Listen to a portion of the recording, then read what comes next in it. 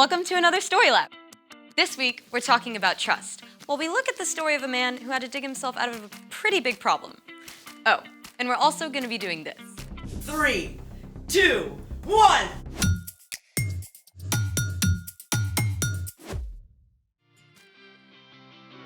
Hey, I'm Skylar. And I'm Sebastian.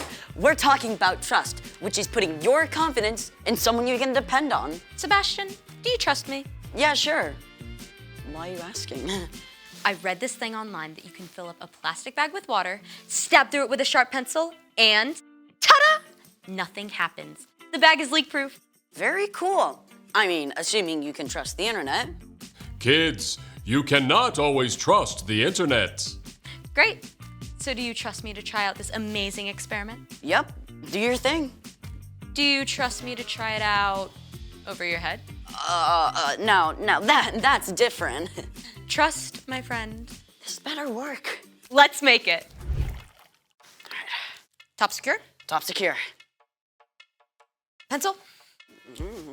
Pencil? Who even uses pencils? Pencil? Sharpen? I got an idea. Oh, Sharpened. Take a seat. I feel like my life is flashing right before my eyes. Don't be dramatic. Drum roll, please. 3, 2, 1. You can open your eyes. Oh, wow. That worked. Let's see it. Nothing but graphite. This amazing miracle of nature brought to you by plastic polymers. Plastic polymers are molecules like a chain of beads. They're so flexible that when you stab through, they just push back toward the pencil and form a temporary seal. So there you have it. The polymers are trustworthy, and so am I. Great. Now, do you trust me? Why? Because I have a pencil too. Oh no. Oh, yes. Ready? Drum roll, please. 3, 2, 1!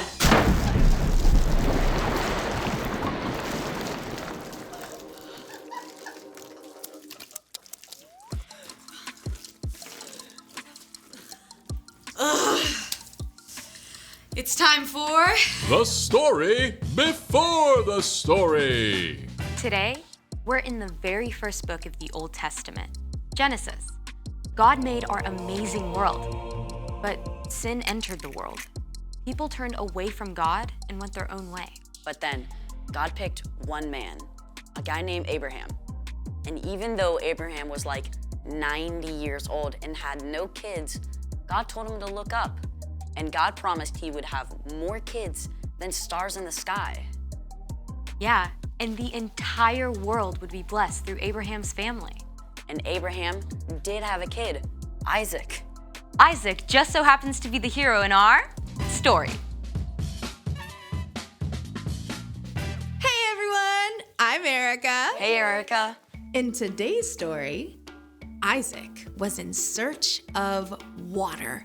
Isaac and his family and herdsmen lived out on the plains in the land of the Philistines. And for them, water was life. If they didn't have access to a good, clean well, they couldn't survive. Fortunately, Isaac and his family had some really great wells. They had plenty to drink, and their crops were growing well. Isaac seemed right on track to be living out the promises God gave his father, Abraham. Unfortunately, the Philistines who lived nearby and their king, Abimelech, became jealous of Isaac's success. They shoveled dirt into his wells, and he didn't have water anymore. You have become too powerful. Move away from us. Isaac had plenty of men who could stand against the Philistines and fight. But instead of fighting, he decided to trust God to take care of him. So, Isaac chose to keep his cool. He and his family packed up everything they owned. They moved on and made camp in the valley of Gerar, where Abraham had lived for a time, many years before. All right, man, let's open up those old wells my father dug. Abraham's old wells filled with cool, clear water once again. The happy herds and flocks could drink their fill. Things were great until the nearby Philistine herdsmen showed up to challenge Isaac's servants. Step aside. The water's ours. You're gonna have to fight us for it. Whoa, whoa, easy does it, fellas. There's plenty of land in this valley for everyone. We'll move along. Again, Isaac could have fought back, but instead, he trusted. He and his family and his servants and flocks all moved camp down the valley. Once again, his servants set out to dig new wells. The new wells also produced clean, clear, cool water. But it wasn't long before the Philistine herders arrived on the scene to take over these new wells too. Yes! Another day, another well for us. Take it down a notch, please. There's still room for everyone. But we could knock them flat. Yes, we could, but we're not going to. Move on out, boys. A third time, Isaac and his men moved camp, and Isaac's servants dug fresh wells once again. But this time, Isaac was left in peace. In fact, King Abimelech himself showed up to make it official.